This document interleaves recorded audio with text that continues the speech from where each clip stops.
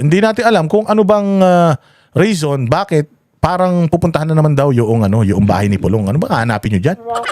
Andiyan ba yung mali-maliit ang pera?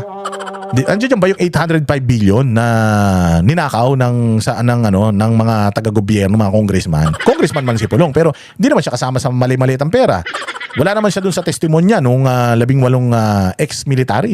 Yung 18 Marines na tinatawag nila, wala naman yung pangalan niya dun. Bakit yung mga pangalan ng mga tao na nandoon sa 18 Marines, bakit hindi nyo tingnan yung mga bahay nila, tingnan yung mga kayamanan nila, tingnan yung mga bakuran nila, baka sakali yung mga malitan nandiyan pa.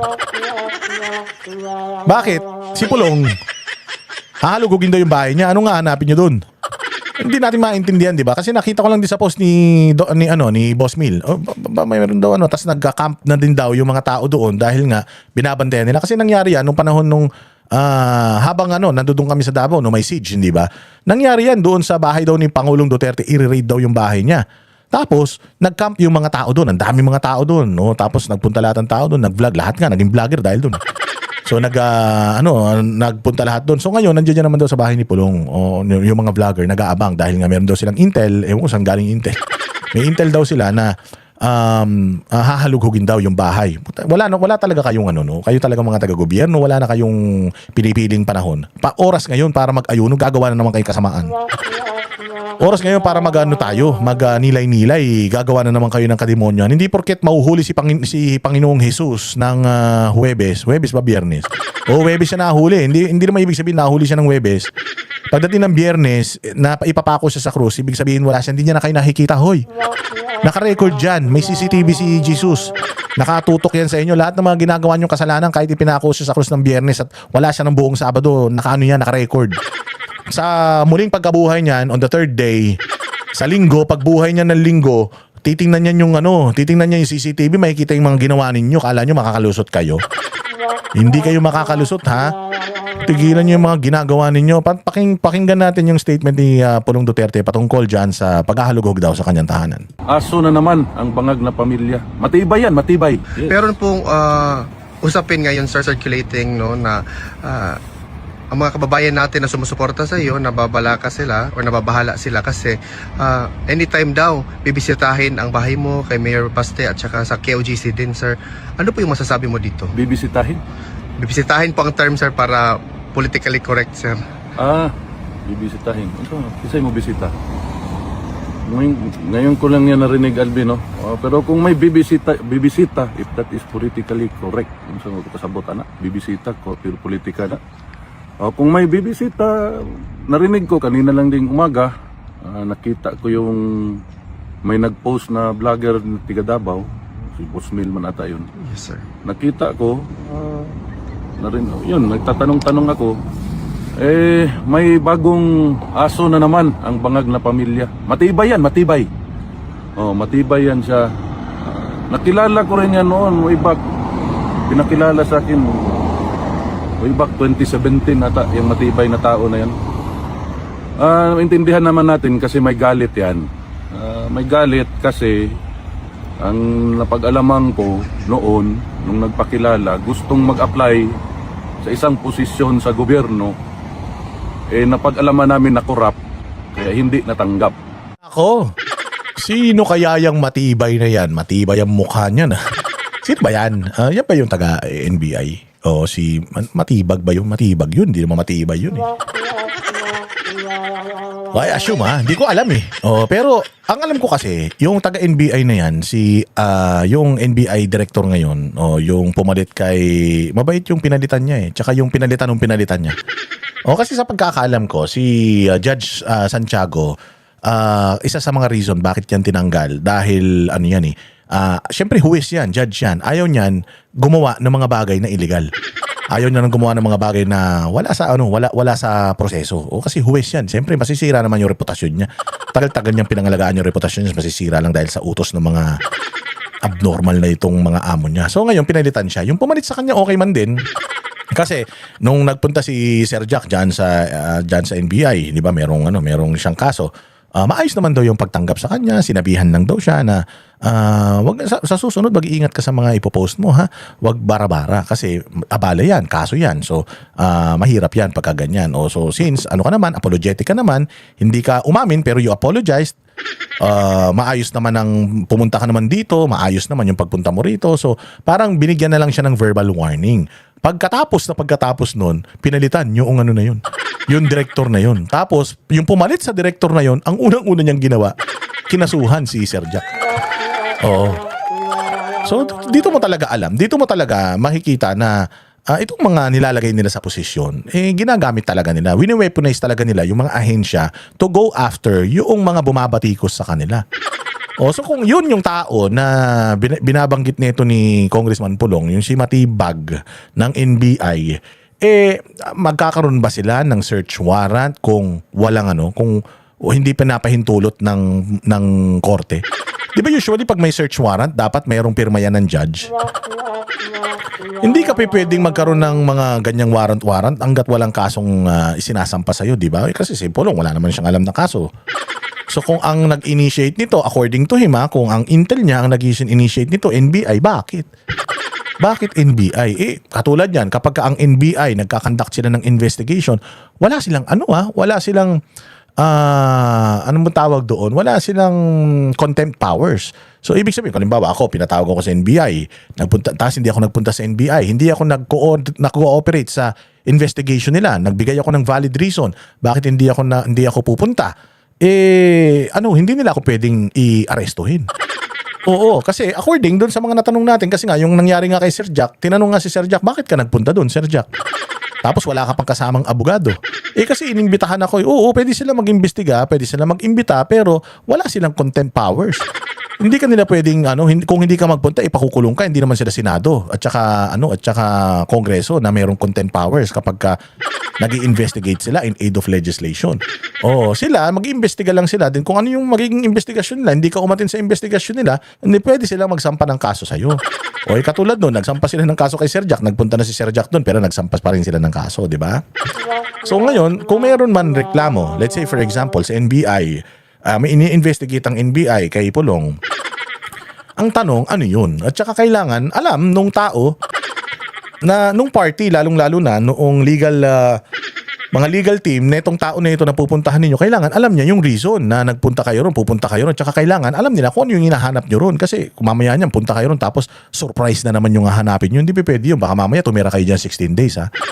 Maliit lang yung bahay ni Kong Pulong. Hindi katulad yan ng bahay nung compound ng Kingdom of Jesus Christ. 3,000 square meters yata yun. Napakalaki nun. Nagkasya kayo dyan. Diyan kay Pulong, baka dyan kayo manirahan ha. Ano na yun? Paglabag na sa sa kapangyarihan niya. Ano pa masasabi ni Pulong? Alam mo naman to si Presidente Rudy. Pag-imbestiga, sa corruption ng tao yun. Pero mabigat yun Kung si Matibag yun Hindi ko sure kung si Matibag yun. Pero kung yung si Matibag, ibig bang sabihin ni Pulong, corrupt yan? Naku po. Wag naman sana. Nasa NBI siya medyo critical yung posisyon tapos corrupt, di ba? Well, sabi ni Pulong yan hindi ko alam. At saka hindi rin ako sure kung si Matibag yan. Pero matibay ewan ko. Erase ka na agad sa mundo niya. So, maintindihan natin kung may galit yung bibisita. Pero matibay yan siya. Siguro ngayon, nagkaroon ng sa Binisaya paghigayon na magkapera, binigyan siguro ng palaka dyan sa Malacanang na smuggler ng maleta. Kanya. Ako po, sino yung palakang smuggler? Ang palaka ka na nga, smuggler ka pa? Kumukuha ka pa ng maleta, ang kapal ng mukha mong palaka ka. Mantakin mo, smuggler ka na. Konektado ka na sa mga smuggler, pati daw kapatid mo smuggler na. Di umano. Tapos, tumatanggap ka pa ng maleta. Tigas ng mukha mo, hindi ka naman binoto ng taong bayan, kasama ka sa korupsyon. Lakas Ay ko sa inyo Delikado talaga si Satanas. Delikado si Satanas. Palagay ko naka-PIP si Satanas. Ano may PIP? Sa mga kumpanya, sino dito yung mga nagtatrabaho sa mga corporation? Mga corporate people dito. PIP. Personal Improvement Plan. Naka-PIP yan, naka-bell curve yan. Siguro si si Lucifer. Ina-assist siguro ng management ng impyerno kung si Lucifer siya pa rin ang pinakamasamang nilalang sa buong universe. Oo, kasi may pumapalit na sa kanya. Sabi ko nga sa inyo, kapag itong mag-asawa na to, si Palaka at saka si Kalapate. Si Kalapate, yung asawa niya mukhang putuyot na kalapati na. Kapag yan dalawa na yan, namatay yan, magiging ano yan, hari at reyna yan ng impyerno. Oo, sa sobrang sama ng ugali ng dalawa yan, sama na ng ugali ang papangit pa. Grabe. Sabi ko nga sa inyo si Lucifer, yun, kinukwento ko nga nung nakaraan, si Lucifer bumait sa kanila eh. Nung inassess, nung tinimbang sila, pagdating sa kademonyuhan, putya, ang gaan ni Satanas. Sobrang bigat ng mga kademonyo na ginagawa ni Palaka tsaka ni Kalapati. Walang hiya kayo, hindi kayo huminto, ha? O ano pa yung masasabi? Grabe, no? Palaka, maleta, smuggler, sobra naman to si Pulong. Yan, kabalo kabin. Ang sakit diha ba? Kanang labi na ning mga kaigsuuna na tong Pilipino nga naa sa Luzon. Nahimo na lang normal sa ilahang kinabuhi ang harap-harapan nga trilyon nga korupsyon. Wagi, walay ni tingog, walay ni react, wala tanan kanang sakit kay tanawon. Kanang normal na lang gani sa ilaha nga ang ilang isulti nga sige lang, hulat na lang tag sunod eleksyon, matanggal ra bitaw gihapon na. Pero wa nila gitanaw nga ang adlaw-adlaw nga korupsyon niabot na og trilyon ang gikawat sa ilaha. Yun yung sinasabi ni Pulong, ha? Hindi nyo nanintindihan, Bisaya kasi. Sabi niya, medyo nadidismaya din siya ng bahagya sa mga tao kasi parang pinababayaan na lang ng mga tao yung araw-araw na pagnanakaw. We are talking about trillions of pesos. If you're gonna compute yung budget ng DPWH from 2022 or 2023 na lang up to 2025, trillions of pesos po yan. Pera nyo yan. Trillions of pesos. Yung trillions of pesos na yan, dapat napunta yan sa education, pandagdag ng mga classroom siguro, buildings, or at least pangbayad sa mga matrikula ng mga estudyante. Pangalawa, pwede siyang pangdagdag ng mga kama sa mga sa mga ospital, pambayad sa mga dialysis ng mga Pilipino na wala ng kidney, may mga kidney failure. Tapos yung mga sa heart center, may mga matatanda dyan na may mga sakit sa puso, pambayad na sana yan sa kanilang hospitalization. At kung ano-ano pa mga pwedeng paglagyan ng trilyon-trilyon na pera na yan. Sana kung napunta yan sa serbisyo sa walang sinabi yung mga Cambodia, Vietnam, kung ano mga bansa sa paligid natin, walang sinabi sa atin. Pero masyado tayong nananahimik na araw-araw ninanakawan tayo ng mga yan. Hindi tayo umiimik. Tapos ang lagi natin sinasabi, bawi na lang tayo sa eleksyon, bawi na lang sa eleksyon. Tapos pagdating ng eleksyon, pupunta yung congressman ulul. Magbibigay ng dilata, magbibigay ng barya, tapos iboboto na. Tangina, alam naman nilang magnanakaw. Alam niyo yun, hindi ko rin talaga maintindihan. Tapos papangakuan na naman, anak ni ganito, anak ni ganyan, artista. Tapos, putsaya, mananalo na naman. Yun yung sinasabi dito ni Pulong na parang tayo rin ang gumagawa nito sa sarili natin. If there's, unang-unang dapat sisihin, tayo pagdating dito kay Bongbong Marcos. Tayo yung unang-unang kayo. Ako hindi ko mabinoto yung ulul na yan. Kayo ang dapat unang sisihin talaga because you gave him the opportunity to do this to you. Kasi kung hindi nyo sana, kung nakinig lang kayo kay Tatay Digong sana noon, hindi sana tayo nagkaganito. Kaya lang, siyempre sisino naman niya kay Inday kasi kaya lamang kami sumuporta dahil kay Inday. Kaya nga, yun na yung baguhin natin na sumusuporta tayo dahil dahil ini-endorse sila ng mga gusto natin politiko. Why not yung gusto natin politiko, iboto natin. Bawa si Inday, binoto natin. O iboto natin si Inday, tapos biglang nagkaroon siya ng mga senador. O tapos yung sa mga senador niya, meron kang hindi kursunada. O pwede mo namang hindi iboto yun, tama? Di ba? Iboto mo lang yung gusto mong kandidato. Basta importante na gawa mo yung due diligence mo, yung napag-aralan mo lahat ng mga background nitong mga tumatakbo na ito. And kung feeling mo, itong tao na to, ginagamit lang ang Duterte, edi wag mong iboto. That's democracy. Pero ang pinaka-masaklap kasi is yung hypocrisy na nagdi-disguise as democracy. O, magboboto tayo. Tapos, putya, dahil binigyan tayo ng pera, binigyan tayo ng ayuda. O, pagkatapos, nanakawan tayo, tapos magrereklamo na naman tayo. Diba? O, hindi ako, I don't like to sound like, na naninermo na. Sinasabi ko lang na, if we really want change, sabi nga ni Michael Jackson, if you wanna make a world a better place, take a look at yourself and make a change. Ikaw, sip mo yan, pati si Michael Jackson, na-quote pa natin. Hindi, totoo yan. Tingnan mo yung sarili mo, tapos tingnan mo kung karapat-dapat ka ba doon sa mga gusto mong mangyari. At para magkaroon ka ng magandang bahay, tingnan mo muna yung sarili mo. Karapat-dapat ka ba magkaroon ng magandang bahay? Ginagawa mo ba lahat ng mga makakaya mo para magkaroon ka ng magandang bahay? O para sa magkaroon ka ng magandang Pilipinas, ikaw ba bilang isang botante, nagawa mo ba yung yung dapat mong gawin para, alam mo yun, napag-aralan mo ba yung mga ibinoto mo? Yun yung sinasabi ni Pulong dito, Bisaya yun, Tinagalog ko, di ba? Saan ka pa? Mo na'y sakit niya. Pero alam mo, Alvin, ang paano ba 'to sabihin? Yang magbibisita ka sa isang bahay, kainan, una, mag-search siguro sa bisita ko eh. Ganun siguro, sir. Murag ana siguro ilang pasabot. Siyempre, magkinahanglan man mga warrant, ana, gikan sa judge, gikan sa... Ang tanan mo partisipar diha. Basta inimbento gani ng inyong pagbisita sa among mga balay. Sugod sa judge na nag-issue ug sa mga abogado nga ni-appeal ng mga iro ni Matibay, ang mga ganang matibay na tao, pailan rin na namong kaso disbarbet pag-abot panahon. Ana rana bin. Kabalo ka, alam nyo, no? Isa lang hilingin ko, tama pala, James. Og imo ni makitaan karon sa imong Facebook. Palihog lang, i-secure daan ang akong mga ginamos ug akong kusahos nga kabaw nga gikan sa akong mga paryentes Danau kay hinaguan na nila. Tagua daan kay basig ilaha pang hilabtan. Unya, ato ni sumpayan pa.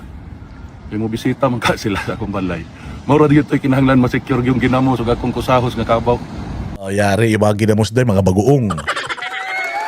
Alam mo, ito yung mga taong walang kinakatakot, walang ay tinatago. Pero yun nga yung nakakapagtaka kasi sa mga nasa gobyerno na if you are really, kasi tinan mo, ano ba yung purpose? Bakit mo bibisitahin si Pulong? Ano ba yung purpose? Bakit mo bibisitahin si Baste, yung mga properties nila? Dahil kritiko sila?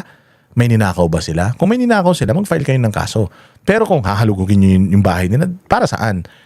Yung kaso ni Pangulong Duterte, nasa ICC na.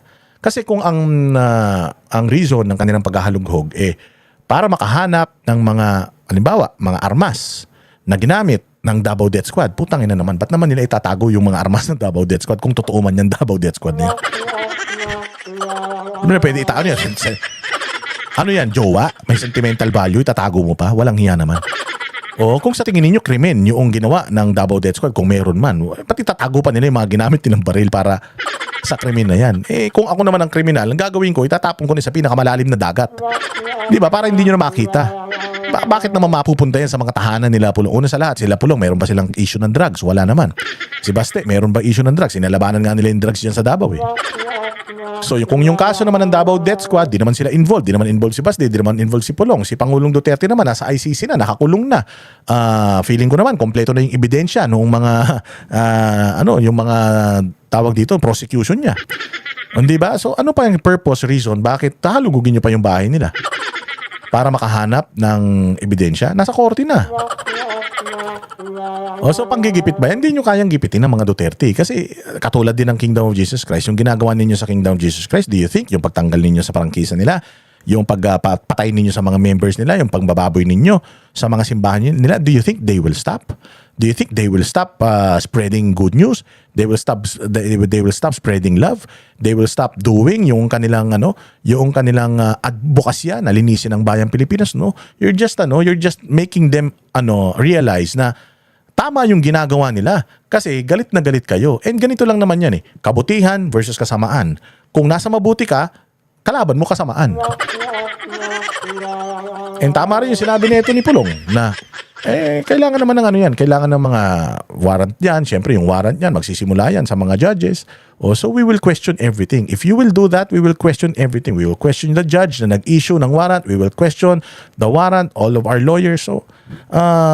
Pero dito mo makikita na talagang marami nagmamahal sa mga Duterte kasi nagka-camp out na yung mga supporters nila doon sa bahay ni Pulong. And na din yata, pati yata doon sa bahay ni Mayor Baste, may mga tao na dyan. Di ba? Pinoprotektahan sila ng mga taga Davao. And sabi ko nga bakit ba natin kailangan pilitin na itong ba't ba natin kailangan guluhin yung Davao? Sabi ko sa inyo, if Davao is the Davao before, kung yung ginugulo yung Davao ngayon is the Davao before, kung hindi inayos ni Pangulong Duterte yan, hindi kayo makakalabas ng buhay dyan. I'm pretty sure. Hindi nyo yan kayang gawin sa Maguindanao, hindi nyo yan kayang gawin sa Marawi, hindi nyo yan kayang gawin, malalagas talaga kayo. Pero mabuti na lang, naayos na ng mga Duterte ang Davao City. Naging disibilisado, hindi ko naman sinasabing disibilisado, pero di hamak na mas peaceful ang Davao City kumpara sa mga neighboring cities and provinces dyan sa Mindanao. And pasalamat tayo dahil maayos ang Davao City, disiplinado na at hindi backwards. Kasi kung hindi, yung ginawa ninyo sa Kingdom of Jesus Christ, walang kapatawaran yun. Subukan yung gawin sa mga moske ng kapatid natin na Muslim yun. Tingnan natin kung hindi magsigulong yung mga betlog nyo. Ayo talaga. Oh, dito naman tayo.